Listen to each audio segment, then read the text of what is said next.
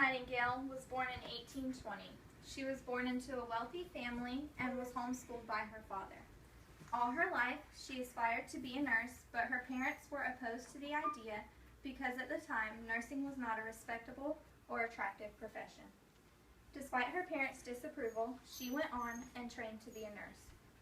When the Crimea War broke out in 1853, it led to many casualties on both sides, but many soldiers were dying unnecessarily. In 1855, Florence Nightingale was asked to travel to Crimea and organize a group of nurses.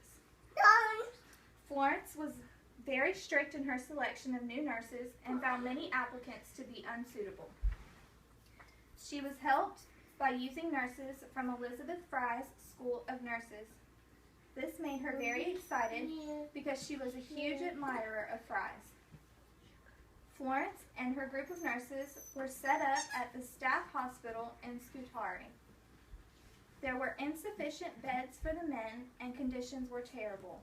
The place smelt, was dirty, and even had rats running around spreading disease. In the beginning of the war, the nurses were not even allowed to treat the dying soldiers. They were only instructed to clean the hospital. But eventually, the number of casualties became so overwhelming, the doctors asked Florence and her team of nurses to help.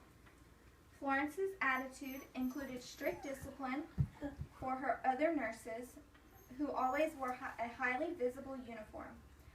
The efforts of Florence and her team of nurses were greatly appreciated by the wounded soldiers, and gradually, positive news reports filtered back home.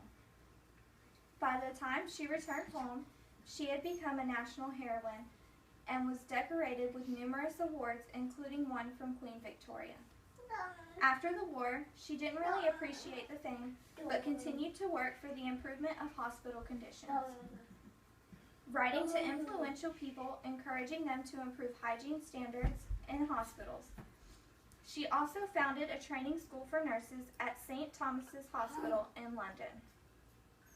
It was after her return from the Crimea War that some of her most influential work occurred.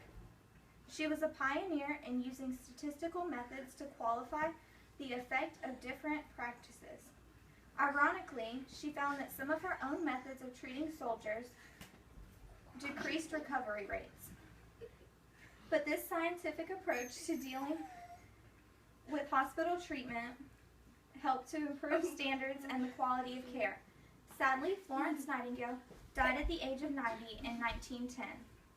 Florence Nightingale was one of the most influential women in early healthcare, and if it weren't for her, our hospitals and nurses wouldn't be the same as they are today.